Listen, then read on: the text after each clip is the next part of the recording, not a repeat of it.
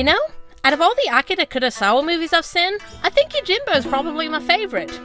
I mean, yeah, Seven Samurai is freaking brilliant, but there's something about the story of a lone badass using sheer trolling to bring two warring gangs to their knees. Sanjiro's cool as hell, and Toshiro Mifune manages to play him in a way that's cynical and lazy and righteous and playful all at the same time. And look at that ass, man! Yeah, okay, it's a different movie, but it's still the same actor, so that is in fact what Sanjiro's butt looks like in canon. 100%, and no one can convince me otherwise. The idea of a visual novel based on Kurosawa's Yo-Jin-Bo, where you get to explore this world of no-good gamblers, maniacal masterminds, and scruffy, hard-as-nails samurai, would be just yes! Give me that! But we're here to talk about a different Yo-Jin-Bo. Specifically, the Otome game Yo-Jin-Bo, which sadly has fuck all to do with the classic film.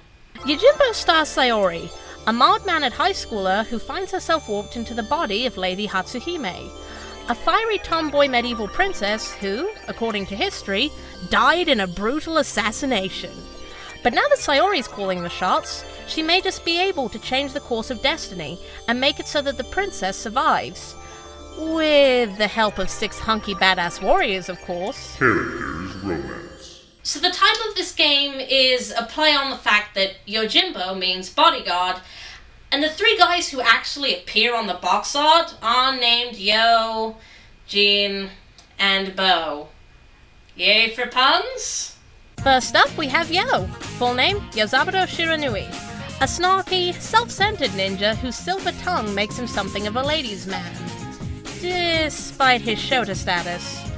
He doesn't bother himself with questions of honor or revenge, he's just here to do a job, and if that job just happens to involve a cute girl, all the better.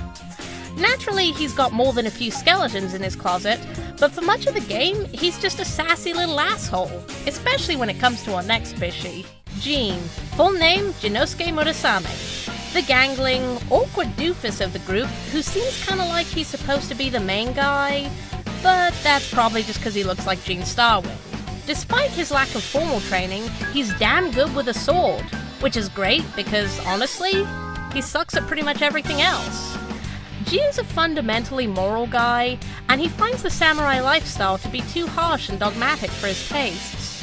He's constantly getting teased by Yo, although he gets on surprisingly well with our next guy, Tainojo Tsubaki, aka Bo.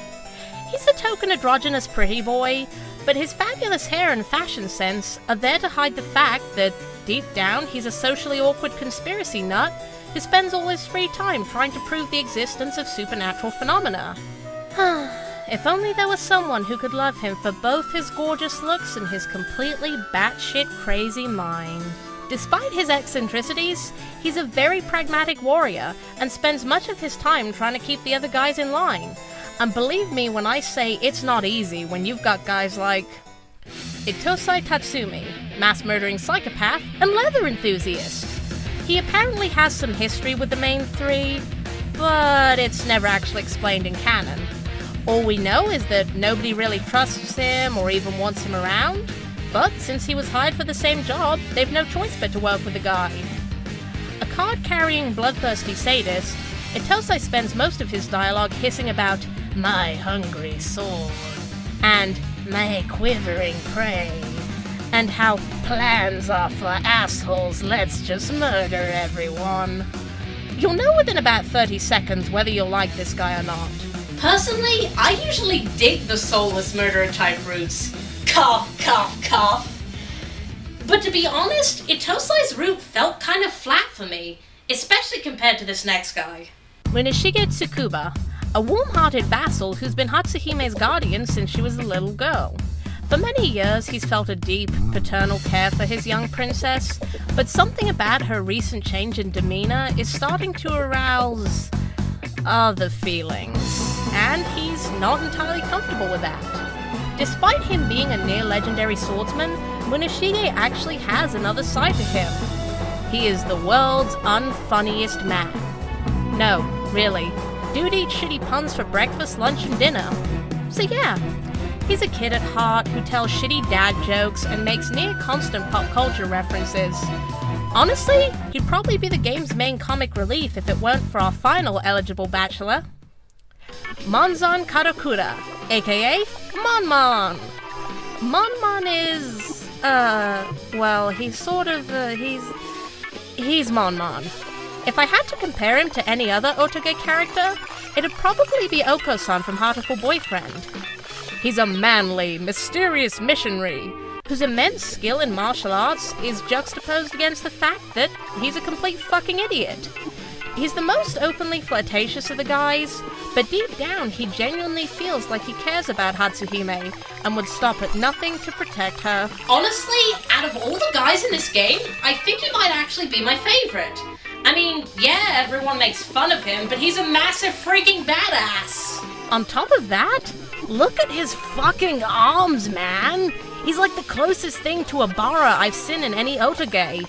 Damn it! Every dating game should have a token buff guy. And more body hair. And murder. You know what? Fuck it. Just remake No Thank You with more vaginas. And then make a sequel to No Thank You. And then find me a puppy. Gameplay. Well, this section's gonna be kinda short for once.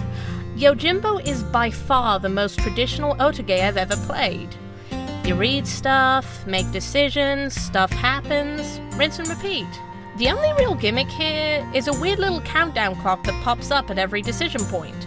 So, if you space out and don't pick anything in a 10-second time limit, you automatically end up making the worst choice possible, which can be really, really frustrating when you're trying to speed through the last 2 or 3 routes because you're making an online review series and you have maybe 2 or 3 days tops to 100% the entire game and... Jesus fuck, this is just a pointless annoyance, God! Speaking of pointless annoyance, the game also has that lovely nameless feature of, if you get to this point and haven't made the exact right choices, everyone's fucked! Seriously, if you make even one decision that doesn't fit in with the flowchart of a specific route, so if you said something awkward or hung out with a different guy by accident, or decided not to refuse Monmon's piggyback ride, everyone gets slaughtered in a hail of gunfire, and you're treated to this screen. Fuck, I hate it when a game does this. Especially because so many of the decisions you make don't seem to apply to most of the guys. So like, in Muneshige's route, there are points where you can't hang out with him. And unless you know you're supposed to talk with Jean at those points, you die. Yay! My other main complaint about the gameplay is the fact that for a good 2/3 of every route, you're doing the exact same shit. The routes only split off around 3 hours into the game's story. 3 hours! Which means that you have to replay the first 6 chapters at least 6 times, which just isn't fun. Presentation. In terms of presentation, this game looks pretty good. The art is very bright and very saturated, and even though the art style's a bit dated, it still looks pretty cool. Kinda reminds me of Get Backers a little bit. Each character only has 2 sprites, a neutral talking pose, and a more dynamic "aw shit, stuff's happening" sprite. And the majority of the characters' expressions are portrayed through these weird little mini-portraits that are squooshed into the corner of the screen. So even though up here the characters aren't moving for minutes at a time, down here they're all like, "Oh! Oh my! What's that? Aw man!" and "Look at my fucking stupid hat!" It takes some getting used to, but there are at least enough of these head sprites to convey the basic mood of the conversation. As for the music, I know I say this a lot, but it's just kinda there. Honestly, it's weird to me how so many Otoge have this generic, uninspired soundtrack that's almost unnoticeable when you're playing the game. Even now, the only track I can vividly remember is the bloody title screen music. And that's because recording this game was a bloody nightmare. If it seems like I'm slagging off this game a lot, well, I am. But there's a huge element to the game that I haven't had a chance to mention yet, and that's the dialogue. See, despite its looks, Yo-Jin-Bo is an immensely tongue-in-cheek game, with countless pop culture references and fourth wall breaking moments. Yozaburo jokes about how he's a legal adult in most parts of Europe. Hatsuhime whines about how she doesn't have enough time to beat Pokemon. Hell, hell, 2 of the guy's good endings directly quote Toy Story. I'm not kidding here. Characters burst into song to recite lines from musicals. They joke about the voice actors' previous anime roles. They even lampshade all the slashy moments between them. It almost reminds me of Gintama or Excel Saga in terms of how the jokes are presented. And you know what? I'm not usually a huge fan of these kinds of references, but in Yo-Jin-Bo's case, it makes a truly charming game out of one that would otherwise be totally forgettable. I mean, the story and characters are about as cookie cutter as they come, but when Yo starts teasing Mon about whether he's actually dateable or just a comic relief joke character, I love it. I mean, fuck, there's a Gankutsuo reference in this game. That's fucking awesome. That said, the game really does fall apart during its more serious moments. It's not that it's bad per se, it's just so damn bland and mediocre. And oh my god, of course everyone has a tragic backstory. And hey, now the ninja guy is apparently a cyborg, and then there's a big finale on top of a building and everything. Final thoughts. So, did I like Yo-Jin-Bo or not? Well, I'm not 100% sure myself.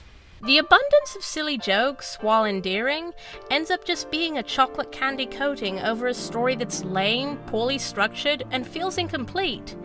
If you complete every guy's route, you unlock a little 10-minute harem-ending mini-route that's cute as hell, but otherwise totally inconsequential, and the game leaves dozens of plot threads dangling and unresolved. It's implied that Jean tried to kill Itosai once before, and it seems like it's gotta be some kind of huge plot thing, but then, nah, nothing.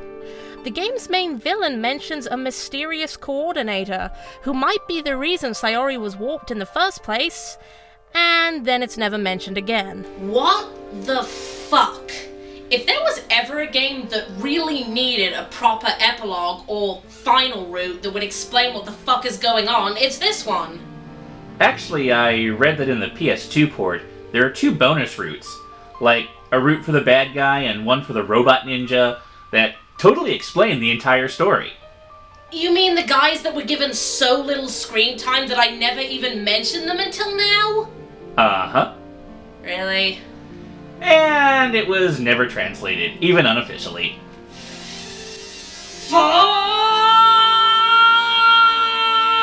But here's the thing. Despite all its flaws, despite the fact that the countdown clock is stupid and the routes are near identical, there's something about the dumb jokes and the goofy art and the, by the way, the gay ninja has a robot eye because why the fuck not? It just puts a real smile on my face and stops me from completely trashing the game. Actually, that sums up this game pretty well. It's flawed and it's cheesy and it's frustrating as hell sometimes, but it's charming. It feels kind of like the guys who made this game had a ton of fun working on it, and while it's never going to be my favourite Otome, it's still worth playing. And now, here's a picture of Mon in a cowboy hat. Because ending videos is hard.